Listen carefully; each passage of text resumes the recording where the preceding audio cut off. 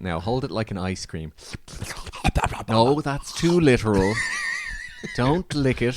It's too delicious. We're still working it out, folks. I'm all in for it. We're almost 20 episodes in, and we've only discovered that you're not supposed to lick the microphone. I know, but if they weren't made to be licked, why are they made to be so delicious? I know. Why did they put them in this delicious ice cream cone shape? Okay, that's playful banter out of the way. There's only one thing I want to talk about. No. We've got to warm up to that, right? Oh This my is God. not a football podcast, Joe. Think of the girlies. But the girlies were... okay, I've yet to meet one girlie who discussed about the football in the previous 12 hours, whatever it's been. Okay. The only girlie I spoke to didn't want to talk about Irish football whatsoever. Is because she's your partner and she's French? That's irrelevant. Irrelevant. Okay, that's fine. Any more thoughts on Lily Allen's album? No, you've got to look at this. You're just rushing into Oh it. no, okay, fine. What fine. happened to the natural chat? Okay, natural chat. Okay, fine. Did you watch anything last night? Okay, yeah. Actually, let's talk about what you watched last night. Yeah. Yeah. I made the enormous clanger of a mistake going to see The Running Man. The one time I'm like, actually, maybe don't support cinema. To be fair, how long was this decision in the running? This was in The Running Man. What is going on? It's fine. Just let it. Your laptop is absolutely infested with pop-ups. It's grand. It'll be no. It's short. There we go. It's just let it wheeze in. Joe's laptop is literally doing this. Kill me. It's never at the work. It's a long time since I ever having to do something. It's usually just lying dormant in my room. I think you have the Guinness World Record for most amount of tabs open at one time. It's it keeps my mind active. Okay, it's the photo of you next to your laptop in the book. Has anyone done that? Come on, they must be scraping the barrel now. For which one? For opening for Guinness Book of World Records. Oh, is that for most tabs open at one time? Yeah. I'm sure there's a limit. Yeah, probably. Let's find out.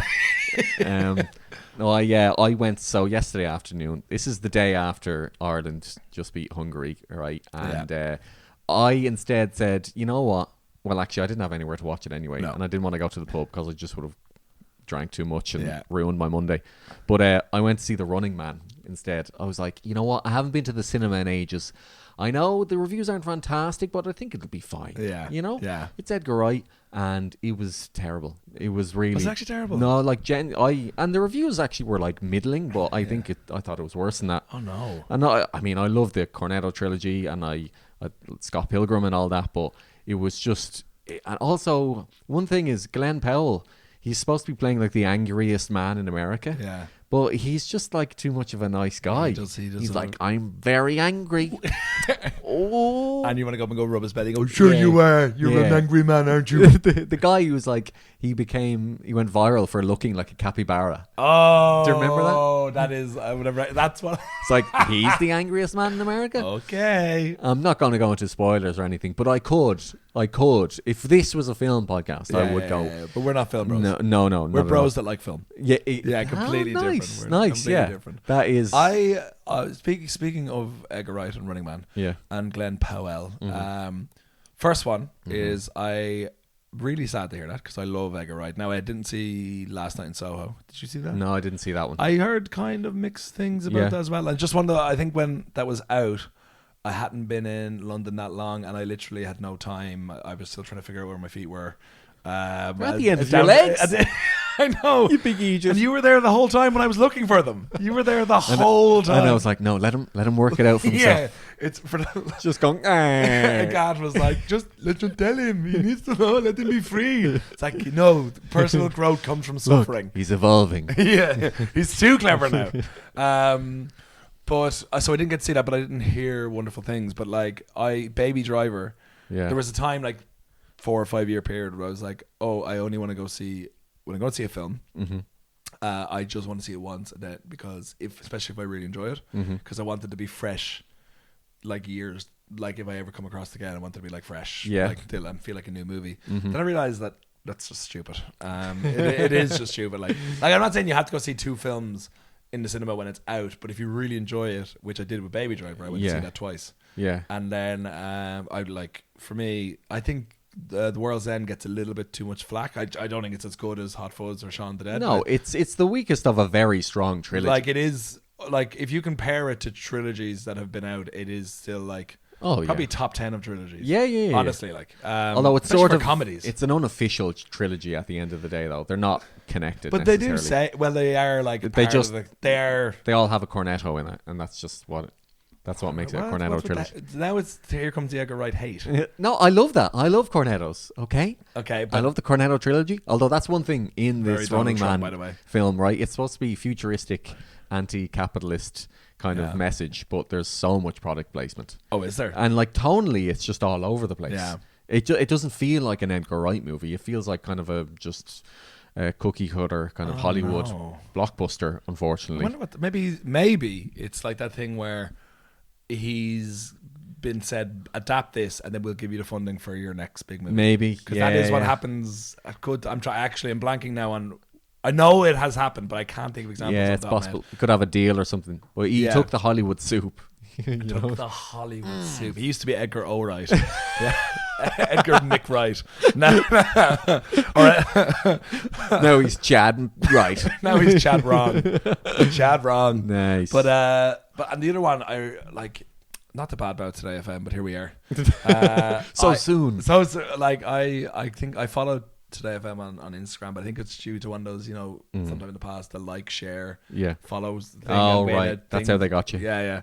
And just every so often, he seems like such a lovely man. I don't even know his name. I don't know if I should say his name. He's a Dave something. Yeah. But he's like Mr. Interviews A-list celebrities. Oh, really? Yeah. He's like, whenever they show up on Today FM or on the Instagram, it's always him. And he looks like he looks like an Irish Glenn Powell. He's just all smiley. Oh, really? But I feel like he's just carted out on an Anthony Hopkins, esque, fucking, what's it called? Silence of the Lambs, and just been told, have you got any Irish in you? Oh, Jesus. What's your favourite time you've been in Ireland? Oh, my God. And his one in Glenn Powell. You need to tell me about this. And do you know what I'm going to say? Probably? No, but I think I saw the thumbnail for the Joe.ie one, and it was like Glenn Powell gives his thought, does an Irish test or something. It wasn't. Sorry, go on. You go. Glenn Powell's a big feckin' gobshite. Yeah, that was the title. But with this guy, it was. Oh, you do an Irish accent in the movie. He does, yeah, and I'll give you what happened in the interview, and then you tell us this might be the only spoiler in the film. I haven't seen it, and by the likes of it, I won't. But he goes, you pull out an Irish accent. Your man Dave doesn't actually. He's not. I don't think he's from South Dublin, but the natural Irish radio voice, especially for a Dublin base, is this sort of voice. It leans towards South Dublin. South Dublin, yeah. So Glenn, you do an Irish accent in the movie. I just want to know what it was like. I just want to say it was feckin' amazing. It was amazing. And he was like, yeah, I was really worried when I did it. I was like thinking people in Ireland are going to hate me. It's like, no, I think we adopted you as our unofficial Irishman after that. Oh, you can't say that to every celebrity. Every single You say that to every. Do you remember Ayo Edibiri? That was a year ago. But what happened to her? Okay? Right? What, is Glenn the new Irish guy? Oh, no, I will defend the Ayo Edibiri. Oh, no, that was quality. That one was funny, because that was leaning towards the absurd. That was completely... Because she started that, didn't she? I can't remember exactly. I think she said that she perpetuated it. Because she said... I'm nearly certain she was like, no, I it's very funny. Yeah. She was like, oh no, I played the donkey in Banshees of Inisherin. Yeah. Jenny the donkey. That was...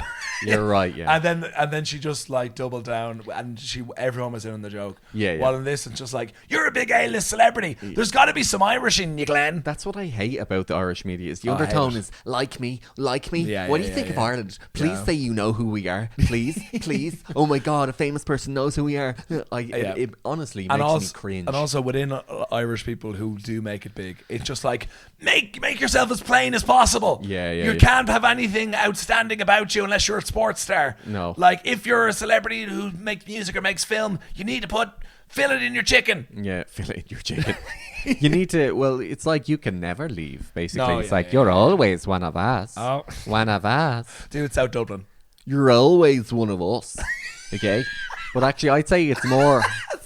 One of us. I'd say it's more of a twee voice in my head. Like, you'll always be from Ireland. Like, Paul Mescal will always be from Maynooth. And I bet I can picture him. I bet he's in his sleep rolling. Yeah, you're always from Maynooth, you know. He's like, no, I'm a movie star.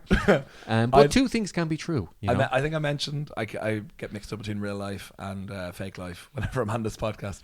But I remember being in Maynooth. Yeah. After the stag I mentioned, I think 2 episodes ago or whatever. But your man, my mate Bid, who listened to Pod, hi Bid, shout out, loveliest man in the world. I was in Maynooth because he lives there. We were coming back from a stag, went into Supermax, and on the wall it was they had like a wall of fame. Okay. And like it was 3 inventors who like either studied or were from Maynooth from like the 17th century, like all with British sounding names. Yeah. And then Paul Mescal. Paul Mescal in like when he's like 17 playing underage for Kildare. And the photo's kind of fuzzy. Yeah. And just like actor. what happened for 300 years there? Nothing. Science, nothing. But they were in acting. They were in a lab making Paul Mescal and just kept getting it close and getting it wrong. Finally, we've bred the perfect actor. I just want to say the Glenn Powell Irish accent. He was playing a priest in it. And it was sort of like this, oh, that's okay, me lad. That was it. You know, which is sort of like, that's a Hollywood Irish accent, you know. Yeah. Listen, I don't know. You know, I'm just tired. I'm just tired. The worst one I ever heard was Tommy Lee Jones's. Oh my God, that's the best ever. It's hilarious. Yeah.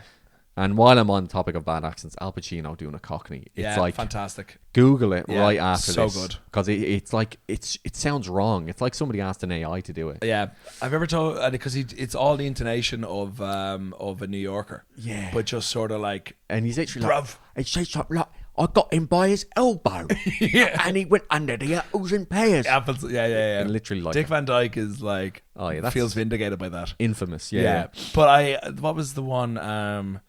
The Godfather plays this consigliere. Robert Duvall. Duvall, yeah. Robert Duvall plays a Scottish football manager. I think I sent you the ad for this. In like, I think it was like the year 2000. What? And it's a football movie, and Ali McCoist plays I love Ali McCoist. Oh my God. Ali McCoist is like, Ali McCoist and Ian Wright are the two like greatest. Like, like I love them so much. But he plays. What I love about this as well, I feel like this is like, if this movie was known by anyone, it's him breaking down borders. Because in the film, Andy McCoy in real life is like a Rangers legend, right? Okay. God, if they believed in God, he would be their God. Yeah. In the film, he signs from Arsenal to go back to play for this really small team that they made up. Yeah. But he's historically a Celtic legend. Okay. In the film, I'm like, Ali McCoist is in the film, but he's obviously not. Ali McCoist. Oh, I see. He's pretending for money. Yeah. But so lying. Really. I know, but still. Yeah. Some things that's too close to the bone. I was really, if the film did anything, and Michael Keaton plays like the hot sauce new owner. Okay. And Robert Duvall is a Scottish football manager, and he's an absolute travesty. Yeah. Oh God! And I'll send you. I'll link. I'll put the Please trailer do. out when we release this episode. I live for a bad accent. Oh God! Can I just say, we are dressed like two different Irish stereotypes. Yeah, you're the poet. Like a seafaring farmer. Yeah. Poetry on one hand. I'm for the audio listeners. I'm there's only, you can only be an audio listener. Yeah, that's good. Well, no, you can watch it for the non-visual version. Yeah. I'm wearing a big thick wool jumper, a proper Gansey, capital G Gansey. And Joe's wearing an Irish jersey, vintage Irish jersey, with tracksuits and white socks. It's like if there was a game of like Tekken, and like there was an Irish fighter section. It was like choose your character. Yeah, you know, these would be the first two options. Or else it would be like, do you know when the two of them fight each other and they have to wear different. Yeah, they can't have the same colors. Oh yeah. So if it was like you select the same character, one is like Irish football scumbag. You know what it is? Irish football culture. There are many different flavors. And you're wearing the green socks as well. I am. Yeah, you really went on. These are more military color though, to show my military back. That's a joke. I can imagine you're in the military since you told me you're too weak to play a bar court. I told you that in privacy before we started recording. Everything's open to the public. We are members of the public now. I'm trying to, Well, my girlfriend got me a guitar like 2 years ago. Yeah. It looks great, and it has been gathering dust, looking great for 2 years now. And we were playing. She bought me a book of like Irish folk songs to play, and we were playing around with it last night. And I was trying to play Whiskey in the Jar, but which is 4 chords. And I'm literally too weak to do one of the chords, or my fingers are too feeble. The F. The F. F you. Oh, there's the comedian out. The hurt comedian. But let's get down to brass tacks here, Joe. Yeah. Okay. Where did you watch the match yesterday? We were recording the day after Ireland beat Hungary. Yeah. And can I just say, because this is funny, because just last week we were together as well. Yeah. And I said to you, this was the day after Ireland beat Portugal in the Aviva in Lansdowne Road. And it was the day after Ireland beat Portugal 2-0. Yeah. But more memorably, it was the day after Ronaldo got sent off against us. And there was entire crowd of Irish people just cheering it with such joy. Yeah. And he'd done this fake crying gesture earlier on in the match just before to make fun of the defender that he clearly elbowed to the ground. And his reaction clearly lost the head. Yeah. And I watched it maybe 10 times in a row the night before. And I said to you, and I really meant it, I was like, this is the only good thing that's happened since Brexit.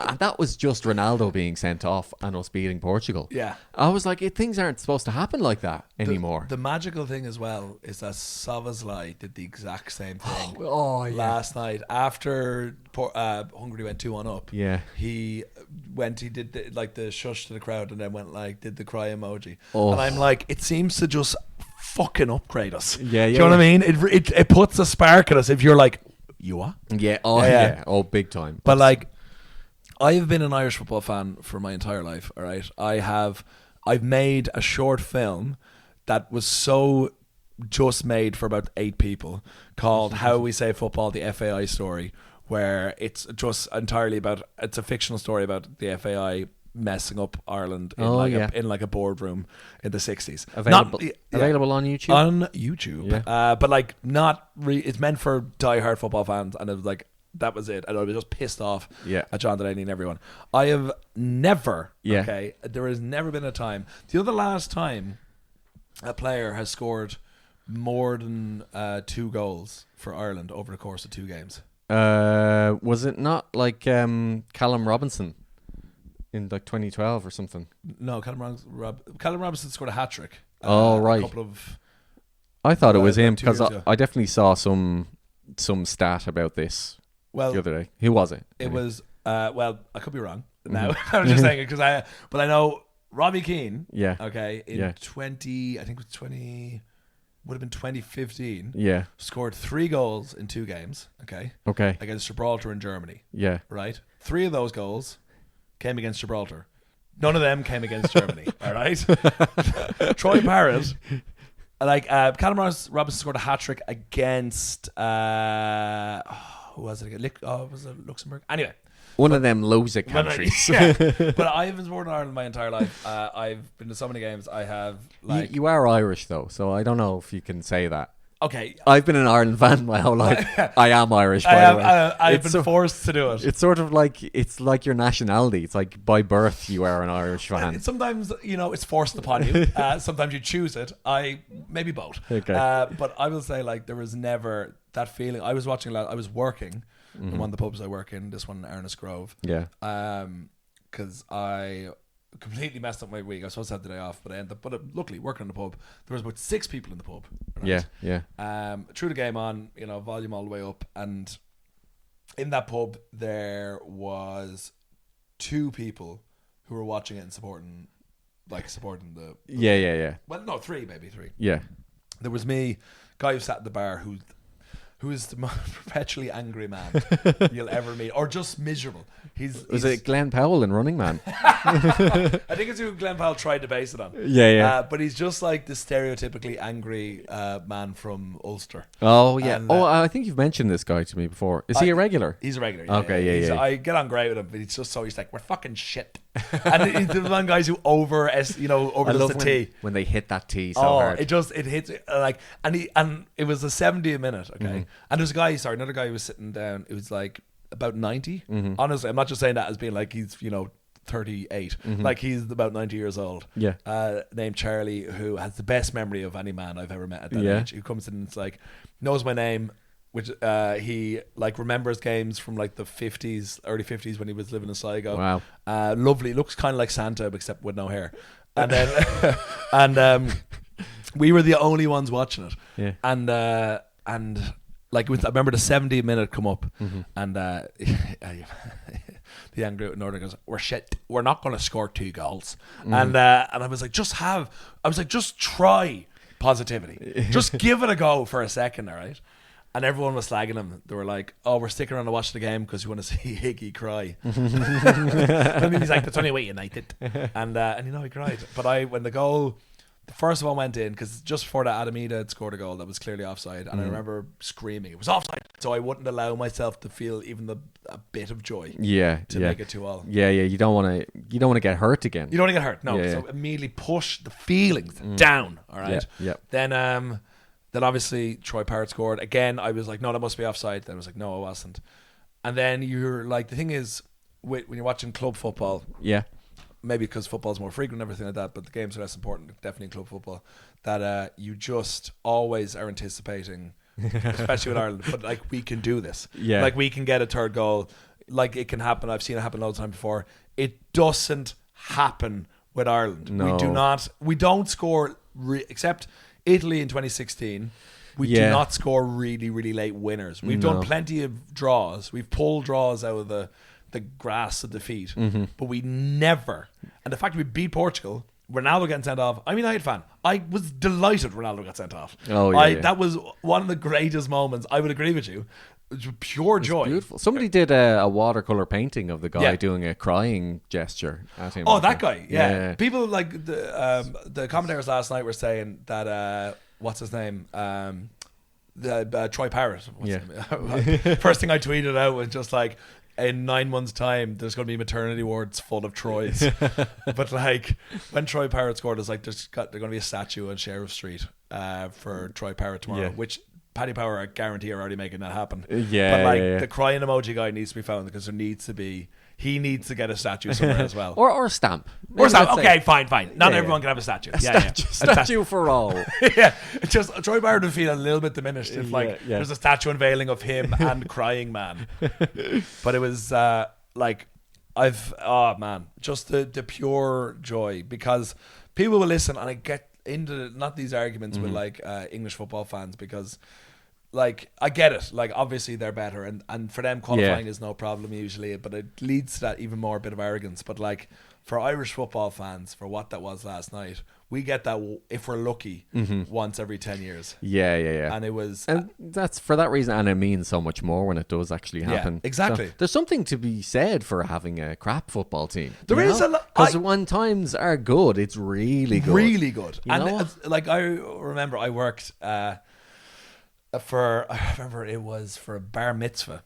I was bartending, and by the way, like, bar mitzvahs, it was in I probably shouldn't say where it was at. It wouldn't make a difference really, would it? Will I say? What, the venue? Yeah. No. Venue? Don't say it. I mean, no, don't say it. Yeah, don't say. Anyway, it's not important. I'll just say super central London. Okay. Very expensive. Yeah. For one meeting room. Yeah. It cost $7,000. Wow. To rent for like 3 hours. These guys rented 2 floors. Okay. Jesus. Because that's how prestigious this place is. And the top floor is like, the adults had like an open bar watching the football. England were playing Slovakia in the last 16. And the kids had magicians, fucking arcade games. Wow. And had the match on the screen as well. Right? Oh, right, okay. And I remember just being like to do both these, and this was like day 2. Yeah. Of the thing. Of the like event. A bar mitzvah, yeah. Wow. Seemingly that's how they work, right? And then it went on. This was, so whatever time the game is at, like 5 or 6 o'clock, and this went on till close to like 11 o'clock. They were there, right? But huge amount of money, and they had the screen, the match playing. Of course, England, Jude Bellingham scored last minute to England went through, and the place erupted. Oh yeah, like that, for example. in the last. It's the most recent time I can think of being around when England had like a moment, had like a last minute winner sort of thing. Yeah. And it was so pale in comparison to us just guaranteeing a playoff, you know, like that. Because they were crap in that game as well. I'm pretty they were sure. they were 1-0 down and they won 2-1, and then they got to the final. Yeah, of course they got to the final. So I was there for as well. I was working another event when they beat the Netherlands. Yeah, that was kind of last minute. Oh, okay. I will say that was the only time, not that event, because again, that was fine. I don't think it was an English event I was at, but of course they were showing the match. Yeah. So a lot of interest, but it wasn't really that big of a deal. Oh, okay. But I don't know if you remember at the same time the Killers were playing now this was, if I just wish it wasn't England. I wish I was at it for an Irish thing. Yeah. But they were playing a gig in Wembley. Okay. They stopped the gig for 10 minutes. Oh, yeah. And then when Ollie Watkins scored, they went into Mr. Brightside. Oh, okay. And I'm just like, okay, that's a pretty cool moment. That's a cool moment. That would be one thing I would like to just imagine that. But being at a Killers gig and they played Mr. Brightside when Troy Parrott scored. And the Killers are like, this is grand, just stick the TV on. You know? It's an easy enough gig for them, yeah. We're not arsed tonight. Can we just put the match on? and then we'll play Mr. Brightside. Everyone would be happy with that. Yeah, honestly. Well, and when it comes to a tournament like that, absolutely. Yeah. What I would say about is like England seem to be a little bit cursed as well in that. Obviously they reach finals and don't win except for the 1966. Yeah. All right. Get over it. But also, they had a perfect qualification run. Yes. They won every match and they didn't concede any goals. Like 24 goals. And still there's this like element of we don't like Tuchel. And also, why this happened? I was watching this. We're getting very into football here. Yeah, sorry guys, but like, give us this one, please. This was very like I was on Reddit Soccer this morning, and there was like Jude Bellingham didn't celebrate a goal or something, but they still won and qualified. And the reporter was like, "Is this suggest he's not part of the collective? Like he's not pitching in?" Oh my God. And where's your puppy, mate? Like, can you not be happy? I think it's the British media need to have a scapegoat. Yeah. Need to, like, if you look at it. I know they're sharpening the blades to drop Tuchel. Like, as soon as things go bad. But as soon as because I don't think they'll win anything. I think they have a very good squad. I think they're probably just a tournament past being able to win something, because I just think France are better and Spain are better, and Spain are the perfect qualifying group as well. You think, there's just better teams. I think even Norway could do them, to be honest. Oh yeah, they qualified, yeah, they qualified, and they've Haaland. So if Haaland's on form in the World Cup going in fresh, like I don't think Norway can win it, but like I think they can do really well. But I just think, like, because they've an outsider managing them, and like Southgate, I think did very well. I think he's not a very good coach, and I think he did the best he possibly could. He said he's not going back into coaching now, because I think he can also recognize, he's like, all right, that was weird. I'm not going to roll the dice again. I think we'll leave it there. So we'll leave it there. Thank there, folks. But I think he is going to. I think like his England record, you can look at it on paper, say well done. I think if Tuchel is managing that team, I think they win at least one of those tournaments. Yeah. And I think that and Tuchel will, like, he's only there till the World Cup, and then Eddie Howe or someone will come in. Yeah. But I think the British media do not want a German. Oh, can you imagine? I actually forgot about that element of it. They don't want a German to win them the Yes, the who is your enemy now, England? I am holding your World Cup. You like this? Do you like this, England? Yes, no, you've won the World Cup, no? Germany win it again, some might say. Why aren't you happy? But I think because he's not, I just don't think he's going to do it. I think it doesn't take anything away from him as a coach, but the British media, like, they do not need reform. Don't need that. They are sassy. They love to take him down. But to speak just on Ireland, on Troy Parrott, I think, and this could be a hot topic as well within the same regard. They're only football. Okay. Yeah. Only football can bring the country together like that. Okay. Yeah. Only, like, no matter what, you can pick out. And this is, I love rugby. I really do. We go watch it whenever we can. And but that's not bringing the country together. Yeah. Yes. Well done, lads. We done it again. We've won a game of rugby. Dynamite for all. As expected. But just check my portfolio there. Things are looking good. I just think that rugby is just like, it's like sweets. It's like, we're doing well in it. There's far less competition. We're going to win the Six Nations or get up in it. We're going to like do better than we are going to do bad.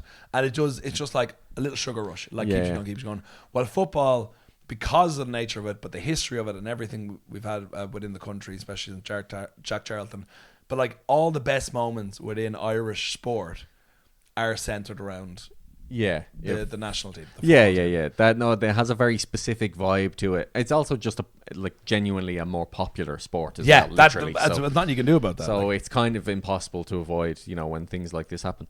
And it's not to diminish what the GAA is either, because at the end of the day, we're the only people doing that. So I think you can only compare the popularity and also the national feeling. Well, that's the thing. It's because it is for everyone in the country, and there are no teams it's us against everybody else basically outside of Ireland. But I will say, there has never been a moment that has brought the country together comparative to last night. Robbie Brady's goal against Italy, Shane Long's goal against Germany, Robbie Keane multiple times, but especially against Germany as well in 2002.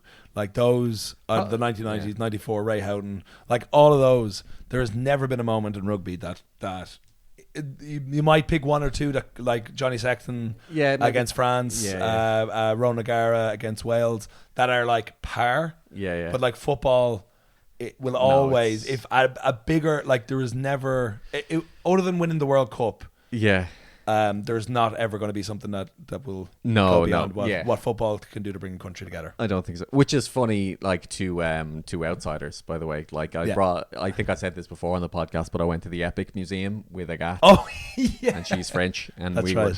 like one of the things in there was, we once got to the quarterfinals of the World Cup. She was like, "Oh my god, that's so cute! Wow,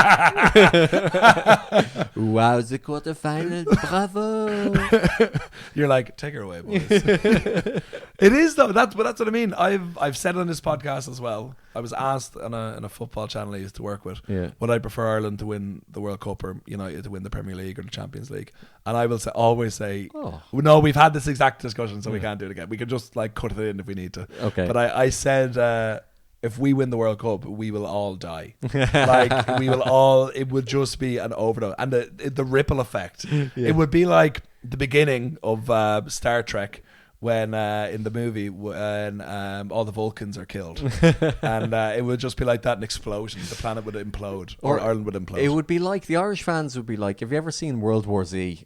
Oh yeah, the zombies and that. They're like, there's hordes of them. There's so many of them. They're like toppling buildings. Yeah, just that in the jersey you're wearing now. Just like, I don't know, but just locked. It reminds me actually. So during the Portugal game, okay.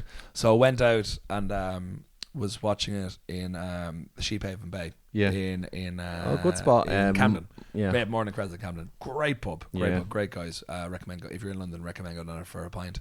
Me and one of the lads were watching work, and there was if you look back to the very, very first episode of this, I told a story of when I hosted Take Me Out. Oh Paddy yeah. McGuinness thing.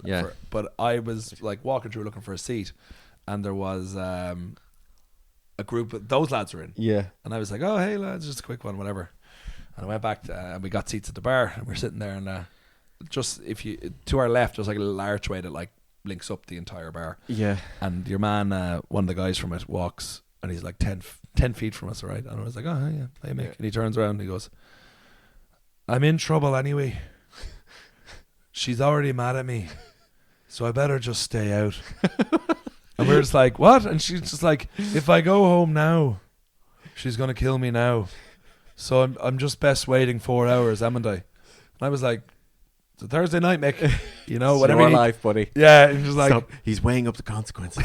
Let him work it out for himself. I think he just saw us as being more like, trustworthy. These guys will have my side. Yeah. These guys who are also in the pub, who aren't in a relationship with me. But we were just like, what do you guys think I should do? We don't care. We don't care. We're not invested. Nice one. Thanks for the advice. But it was nice. Yesterday I was checking the match on Live Score, and when I went in to see the fated Running Man, I checked it and it was 2-1 to Hungary, and I was like, bollocks, and I turned that off and then checked it after, and I was like, oh my god. I was annoyed because I had a missed call from a plumber on a Sunday. I was like, I was in. Are you seeing the game? Which is weird because he's like Cockney. Yeah. Sean, come on, Ireland. Yeah, he's like, my nan's from Donegal. Yeah, it's like, what? So is this about the shower? It's like, nah, mate. Come on, you boys, agree. Oh, right, thanks, yeah. Oh, but there were so many people who were just posting and being like, well done, Ireland. I don't care about European qualifiers because we always qualify anyway, but like, I'm happy for them. I'm like, God, I want to fucking beat you guys so bad. You have it so good. No, good afternoon. I wish it would have been good. Maybe when the qualifiers are in, when is it, March? March, yeah. Yeah. The draw's tomorrow. Okay, for France. this podcast. We'll see. Yeah. We'll see. Yeah, we'll probably get like Argentina All-Stars somehow. Somehow it's just they will resurrect Maradona. The Beatles have come back in football form. The quality of music put entirely on their feet. I wouldn't mind that. Or the Republic of Ireland versus the Beatles. John, I'm open, John. You have to make yourself known, Paul. I'm making you make the runs in the channels. All right, do one for Ringo. I kick it long. I just say kick it long. On your head, son. George, have you done George? I can't really do George. I'm trying to think of a George one. He's something. There's something in the way. It's called the wall. Oh yeah. Don't talk about Pink Floyd. Do that. The what's it called? The draft excluder. You know when they lie in front of the wall. Oh, is that what that's called? Yeah. The draft excluder. I'm a draft excluder. Something like that. Some great riffing here. I'm going to stop the free kick from going in the goal. Wow. By the way, for anyone who's confused, what I meant was the quality of music that the Beatles... No, he literally meant the Beatles versus the Republic of Ireland. Which, the match that everybody's been wanting for decades now. I do have a slight conspiracy in Irish football. Yeah. In 2012, famously, when we qualified for the Euros, and we were terrible. Yeah. I actually played 11-a-side with our top goal scorer from that tournament. Really? Do you know who that was? Wes Houlihan? No. I can't remember. Sean St. Ledger.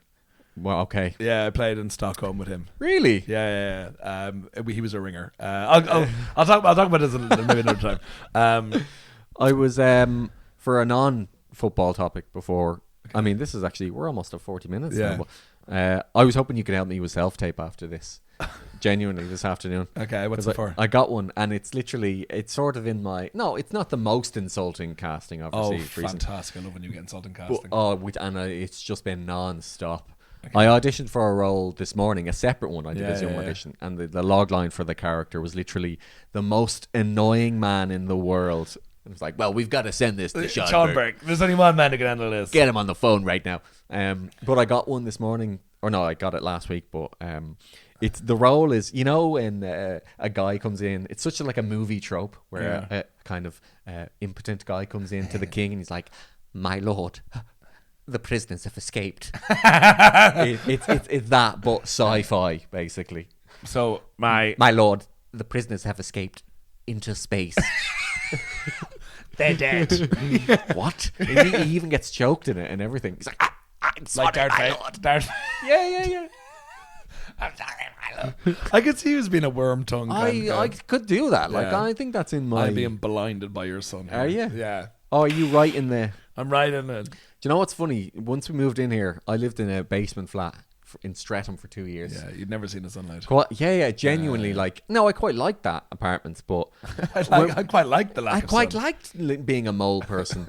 But once we moved in here, after a couple of weeks, I remember sitting in the living room and saying, wow, the sunrises or the sunsets are so much better here. And then it occurred to me that, no, you just haven't seen one in 2 years. Yeah. That's London living. Baby. All right, you ready for a question? Yeah, let's do it. Who tried to ring me?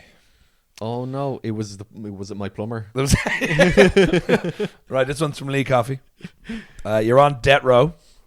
Oh no! What a way to find out. For an unspecified crime, which feels kind of... It's probably that's probably the best way to do that question. Oh, sorry, yeah. Because you're on death row for burning down an orphanage. Now I'm thinking about that part rather than what my answer is going to be. But now I'm thinking of, like, for the unspecified crime, if that in that universe where I'm on death row, they're just like, oh, don't worry about whatever. It's like, it's something. You'd like to know. It was real, man. Yeah, you'd like the the corruption to be a little bit less subtle when it comes to you. Yeah. You know, or a little more subtle. Okay, you got one last meal and one last film. Oh man, I'm so bad at these questions. Well, I'd obviously watch The Running Man one more time. Yeah, because then I'd be like, kill me. Yeah, zing. Yeah. No, I think my last meal. You know what? I'd probably just have a whole tiramisu. Tiramisu. Yeah. Okay, guess that'd be the dessert, right? Tiramisu dessert. Yeah. Main, I'd probably have. You know what? I'd probably just have my mother's classic shepherd's pie. Your mother's classic shepherd's pie. Mm-hmm. Sorry, I'm a little bit distracted because I think yes, one of the owners of the pub is calling you. He rang me twice. Said, "Call him, please." I think he thinks I'm supposed to be working today. All right. I'll call him back. Well, he can wait. Idea. Yeah, he can wait. Call him on the podcast. And yeah. Hey, bro. Yeah, I'd probably do that. And then last film. Oh, I guess make it a really long one. The longest film ever made. Like an uncut Lord of the Rings sort of thing. Just like all three films back to back, including The Hobbit. Yes. Yeah. It's all one story, so really. The security guard's like, "Is it done yet?" And I'm like, "No. It keeps going. They've not even left the Shire yet, man." Is there a film that ends and begins? As in, like it's like a loop? Yeah. I don't know. There must be. Memento's coming to mind. Oh, I don't think it is. No, it's not really. Yeah. Is it? I would my last meal. Don't know. Eat cheese. I would usually say pizza, but like I'm not doing great with cheese at the moment. You're not on speaking terms. It's just we're not emotionally connecting anymore. 4 cheeses. That's insane. I go a nice pasta, a nice yeah, and I would watch. The thing is, like when I watch a great movie and that I've never seen, but what if it's terrible? Like, what's the Orson Welles one? Citizen Kane. Yeah, it's very serious though, isn't it? You know, is it? I've only ever seen the film that's the making of it. The Mank. Oh yeah, not the Mank. It's called Mank. Yeah, I know, but I know it's called Mank, but I don't know why I said the Mank. Oh no, it's the Mank. I like our kid. Mank. Oh no, I'm covered in Mank. Do you know can you not do any Mank stereotypes? Mank. Oh, that is Mank. No, like someone from Manchester. Oh no, I was thinking MANK. Oh well, that is Manky. Yeah. Okay. Oh my God, you are Mank. Yeah. That's the whole film, and then he goes, "Yep, that's me." Now to write Citizen Kane. Yeah. I actually watched that, and it was pretty dull, to be honest. Citizen Kane. No, Mank. Yeah, Citizen Kane's great. It got nominated for a few Oscars. There was one like really good line in it where he goes, "I'm Mank, damn it."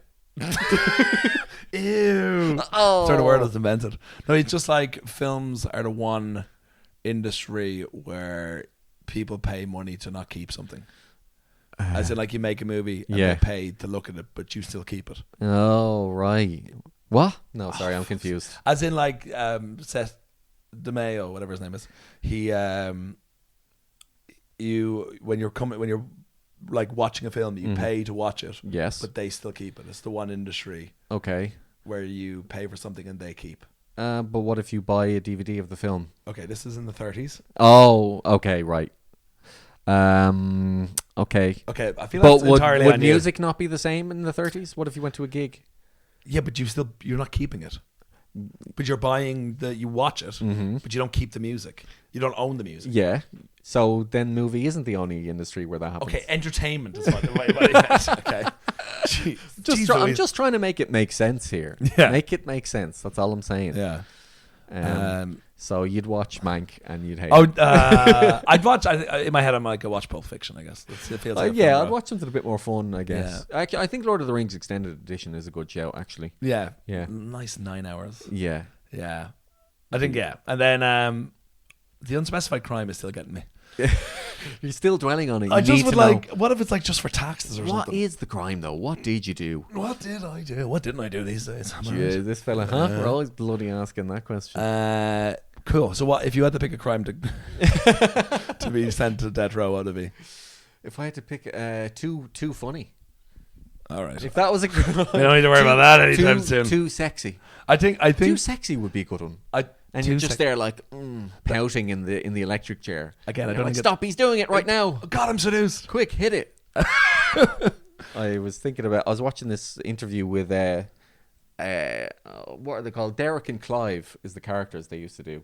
But I cannot, it's completely evading me the name of these English comedians. Yeah. But they're like legendary comedians. Yeah. But one of them was talking about, he was describing his process. And it was like one of my favorite genre of YouTube videos, which is video from the 70s where it's an interview and everyone's smoking.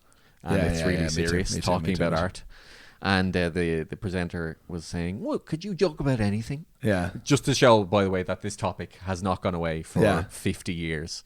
You're saying, can you joke about anything? Yeah. And he was like, yeah, like death. He's like, yeah, like the electric chair, for example. Like, that's not necessarily funny, but a guy coming in because the electric chair isn't working and saying, oh, look at the state of this back here. This thing's an absolute death trap.